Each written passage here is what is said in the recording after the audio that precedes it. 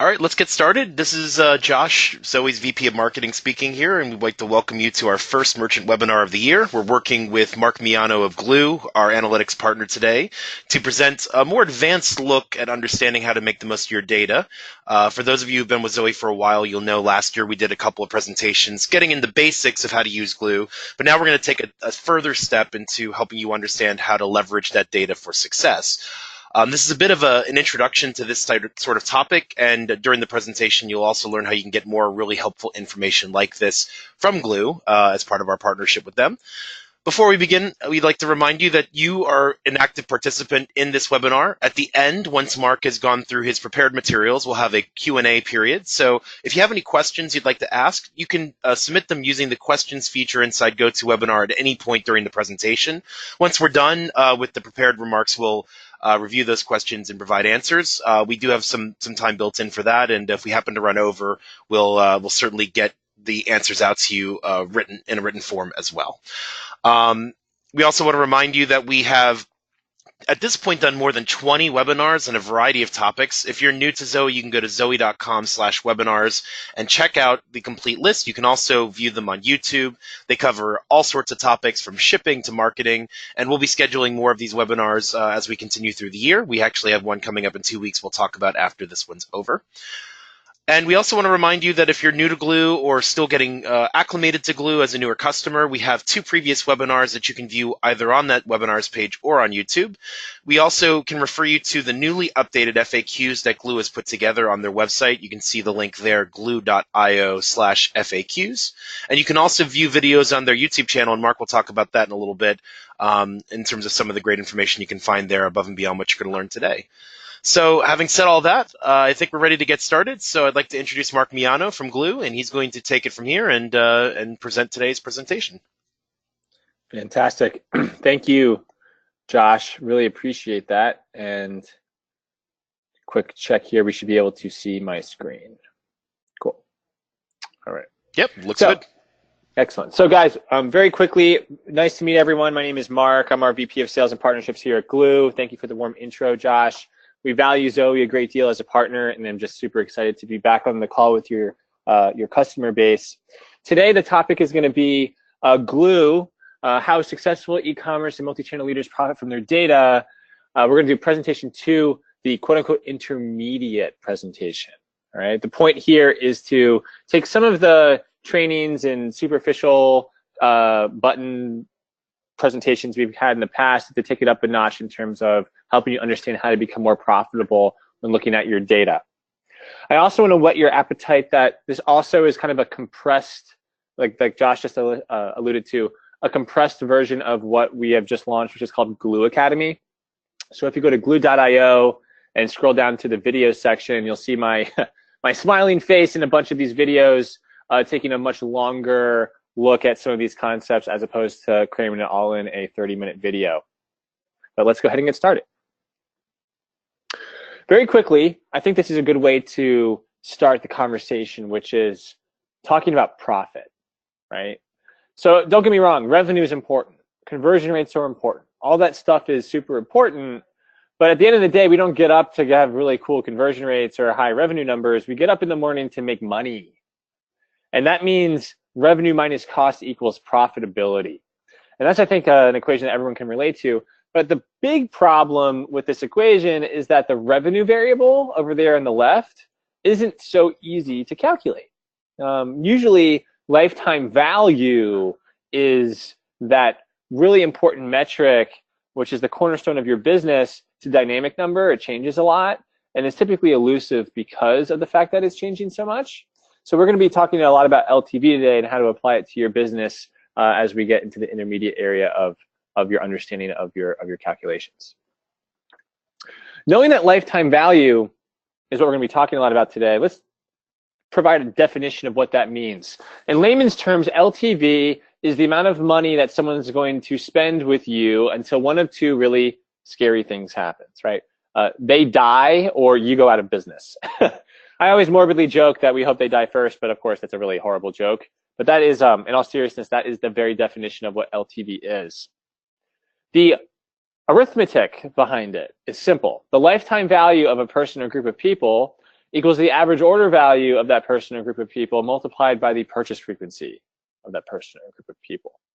So the more someone buys from you, and the more often someone buys from you, well, the more profitable your relationship with that individual is. So it's really important that we understand how to maximize LTV so we can maximize the profits of your business. A company is going to specialize in being an average order value heavy company or a purchase frequency heavy company. Rarely are you going to find a company that concentrates on both at the same time.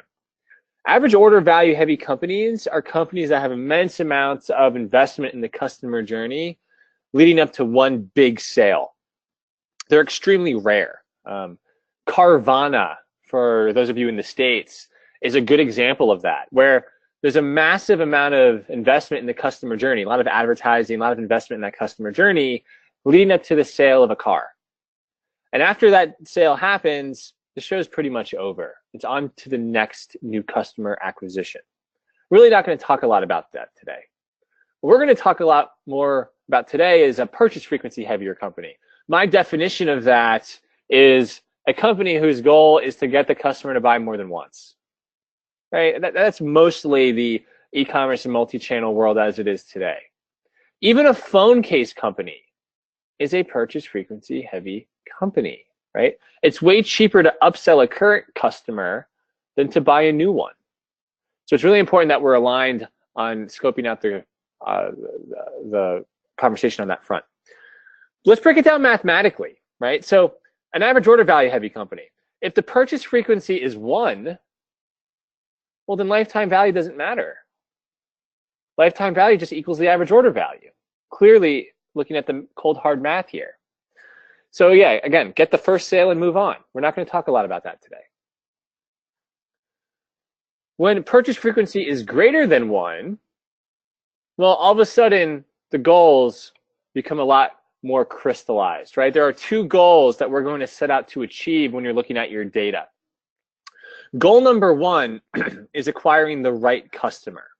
Not any customer, the right customer, or the customer with the highest potential lifetime value.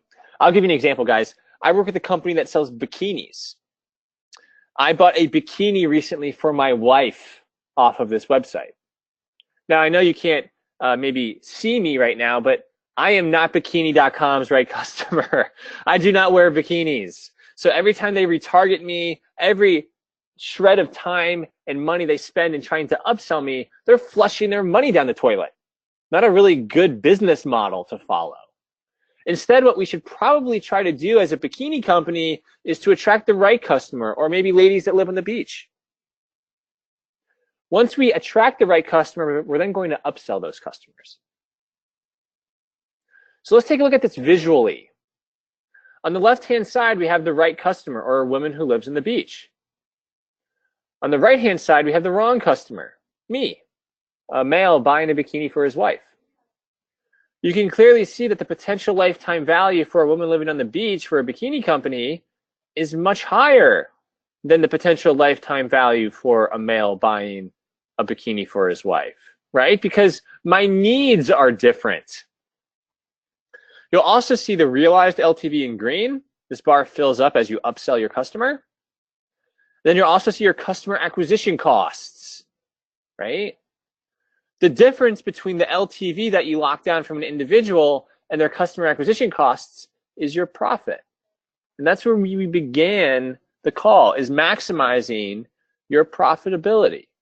So I think this does a really good job of demonstrating visually what the 2 goals are, right? Which is attracting the right customer and then upselling those customers once we have finally attracted them.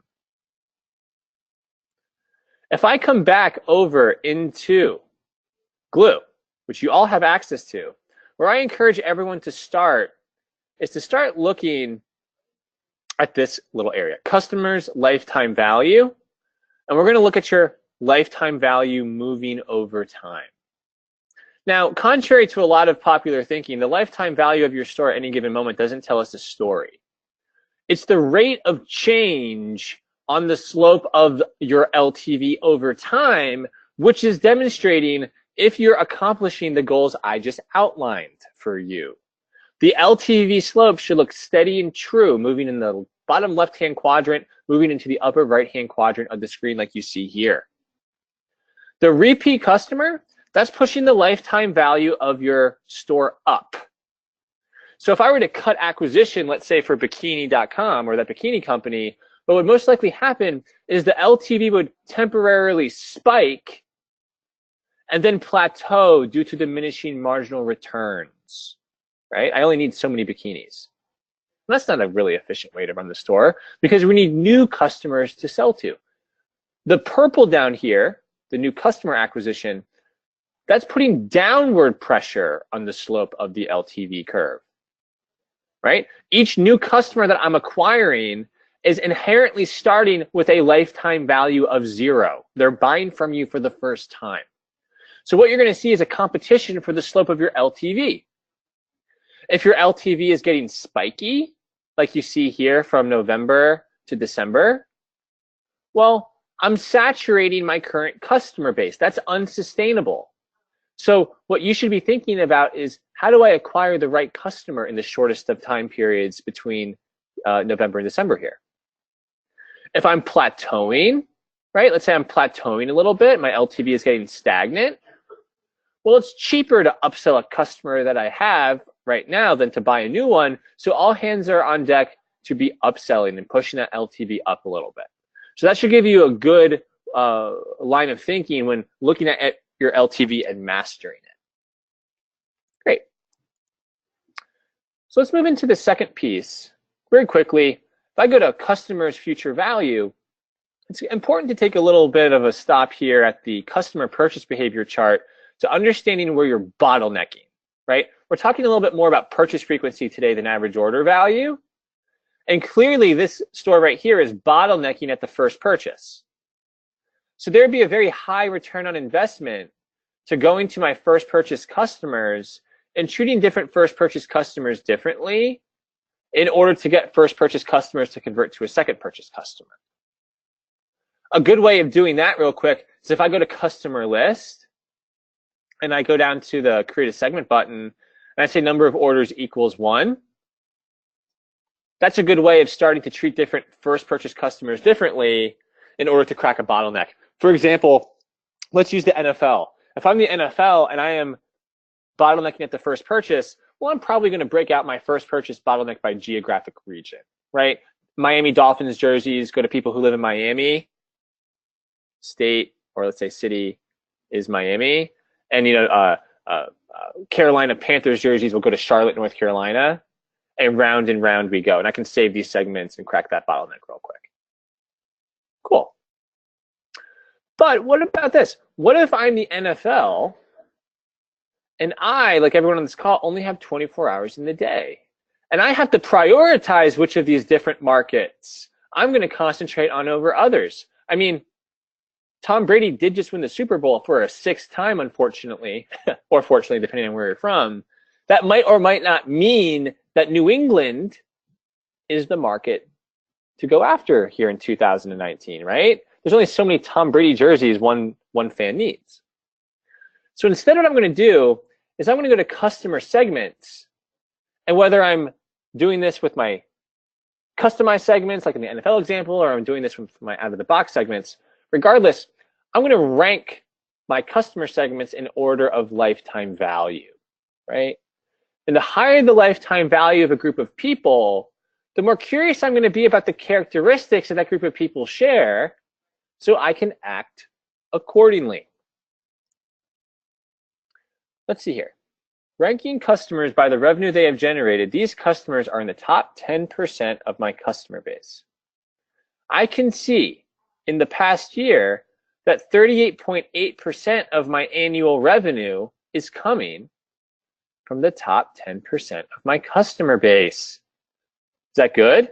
Well, I can tell you, 30 to 40% of your annual revenue should be coming from this group of people. I work with an air filter company, okay? When we logged in, 12% of their annual revenue is coming from the top 10% of their customer base. It's way cheaper to upsell a customer you have than to buy a new one. So that they knew in the shortest of terms that the name of the game was to build loyalty and to upsell. Where I also work with a high-end candle company. 70% of their annual revenue is coming from the top 10% of their customer base. God forbid they lost one of those customers. They'd lose a huge chunk of their business. So 2 value propositions for you. Number 1, what if I exported the CSV file of people and imported it into something like Facebook lookalike audiences and allowed Facebook to go hunt down not just any new customer, but customers who share the characteristics as my highest paying customers? Or, in a cheaper way, I should be able to go up to any of your VIP customers on the street, tap them on the shoulder and say, hey, are you a VIP customer of so-and-so? And they should look back at me like I'm absolutely crazy and say, you're dang right I am, because so-and-so communicated to me that I'm a VIP customer. They treat me that way. The best digital marketing in the world will pale in comparison to the warm leads that your happiest and highest paying customers bring to you on their own. That's the first customer segment I recommend looking at. The other customer segment I'd recommend looking at, and then we'll stop on this portion, is your value shoppers. Okay, this is kind of the other end of the bell curve.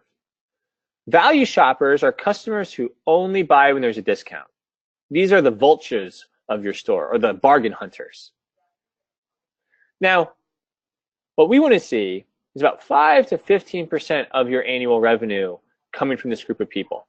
If it's lower than that, you aren't discounting enough. I know that sounds crazy, but just like debt, a little bit of discounting actually is healthy as long as you're getting something in return for that discount, right? If you're running a business, it's common knowledge that operating without debt isn't actually optimal, because you could provide a lot of flexibility to your business with that extra capital. Same thing with discounting. Also, think about quarantining your value shoppers, i.e. getting discounts or discounting products which may be overstocked, right? Maybe you're locking up cash and things that no one wants. Well, how about liquidating that product, not in the website, but emailing that directly over to the value shopper? And in this way, you are operating off of opportunity cost, meaning we're saving the full price products for the full price customer and setting up the value shoppers with the discounts. That's kind of what you want to do when it comes to thinking about your customer segmentation with those two. Great. So we're now going to move on to one other metric, which I think has a big impact on lifetime value, and then we'll pause there for some questions. And remember, this is just a taste. A lot of this I'm covering in much, much more detail in Glew Academy.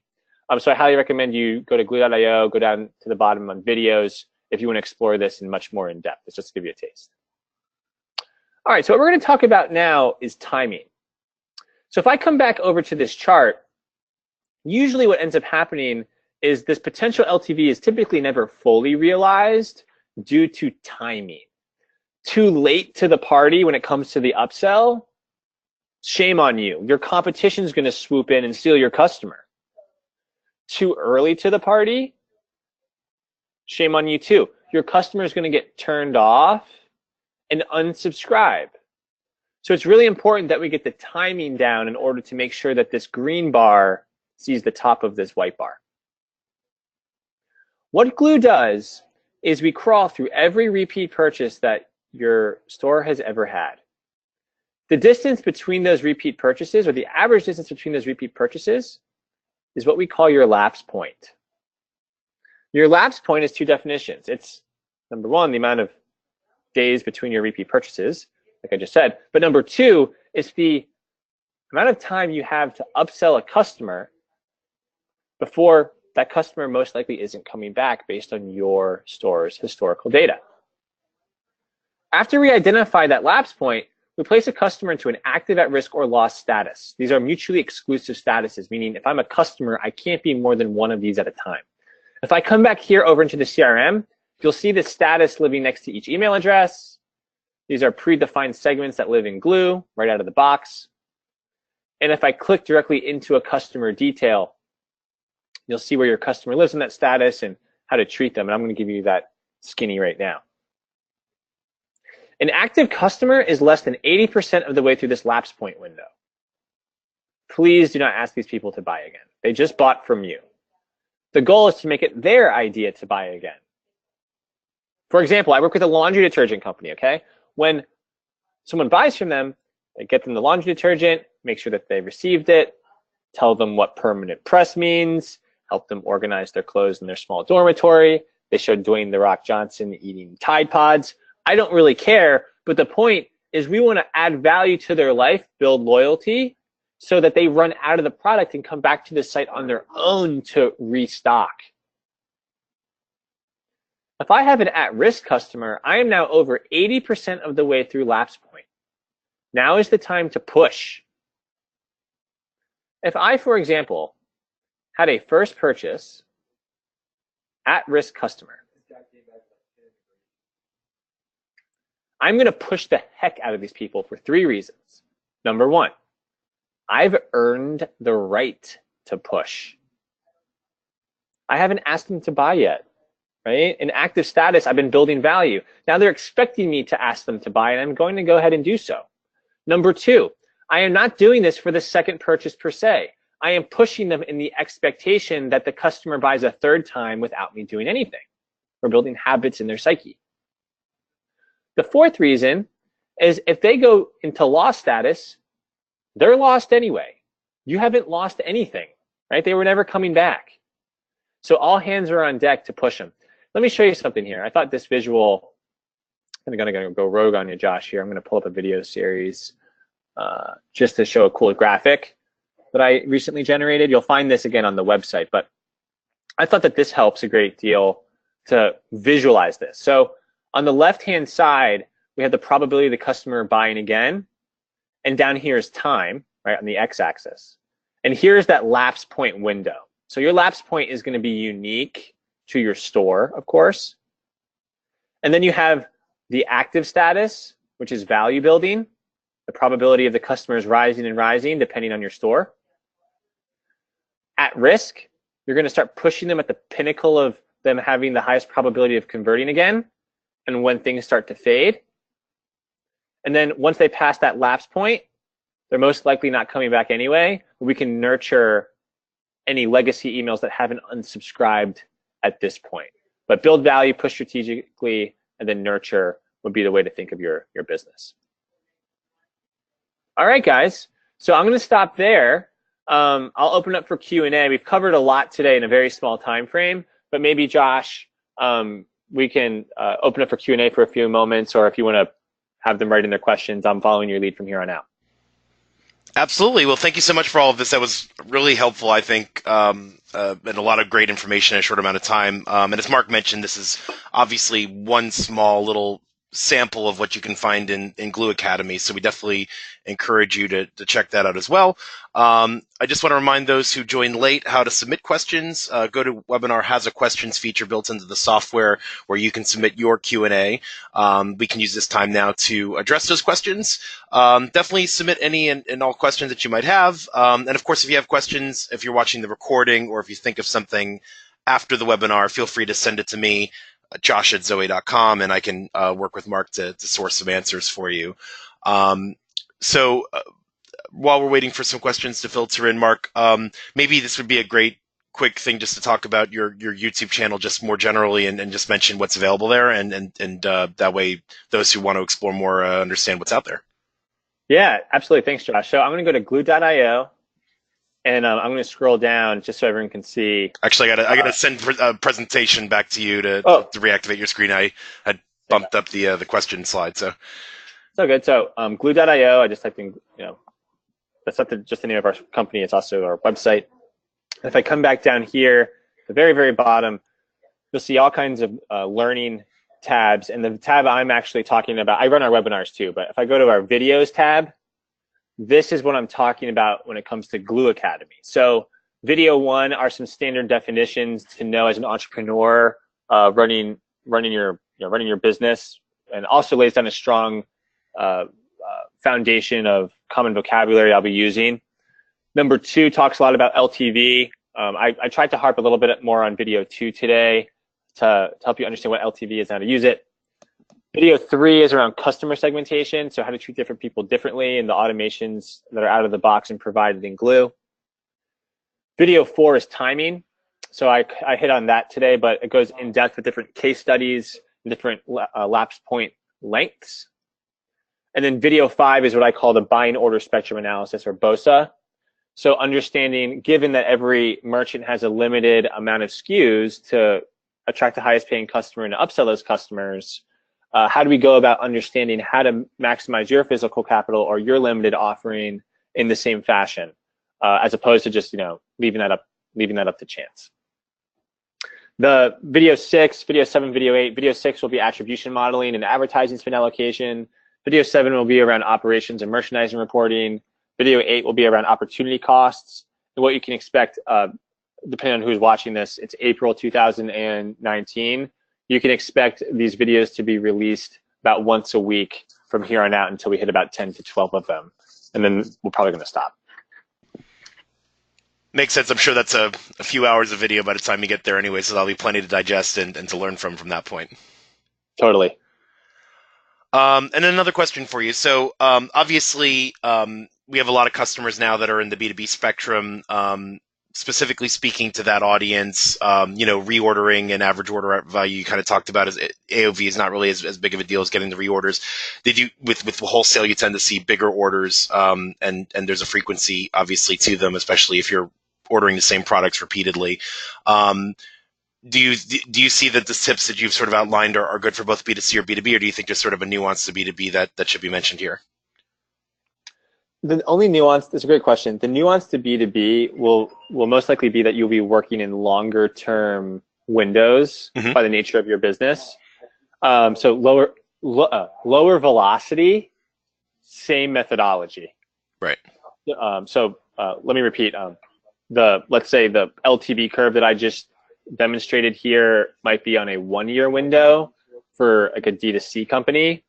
If you're B2B, maybe your curve is the same shape, but the rise in that slope is much more gradual over time, given the nature of your much larger orders and the larger AOV and the lower purchase frequency. Right. And obviously that'll depend on sort of how each B2B business is run and sort of the cycles that they run in. If you're a seasonal business or if you're a monthly business, where, depending on the reorder cycle, I'm sure all that factors into this too.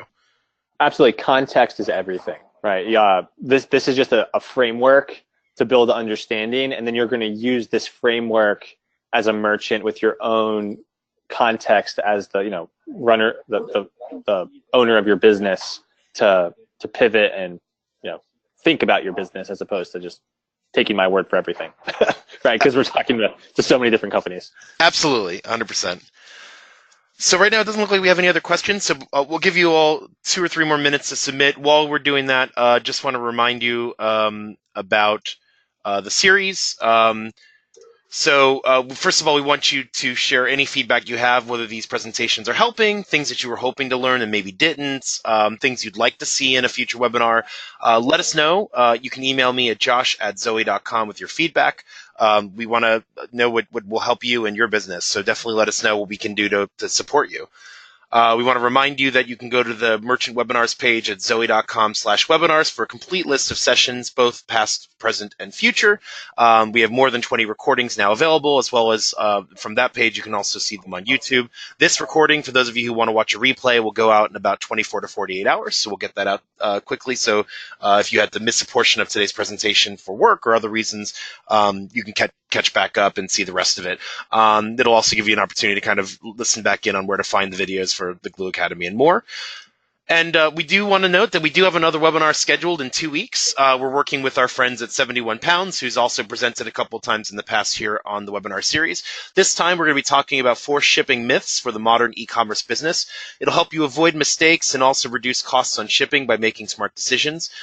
They are experts in this field, and they're constantly looking at and developing tools to help our merchants keep their shipping costs in line. As your business grows, it's one of those costs you can't avoid, but you can minimize them by being smart about it and taking advantage of what's available from the provider. So join us 2 weeks from today, Wednesday, April 17th at 1 p.m. Eastern Time. For that presentation, we'll have the email going out to register next week. And with that, I don't see any other questions. So I want to thank Mark Miano from Glew for this presentation. And thank you all for joining us for this webinar. And we'll see you in 2 weeks. Thanks, Josh.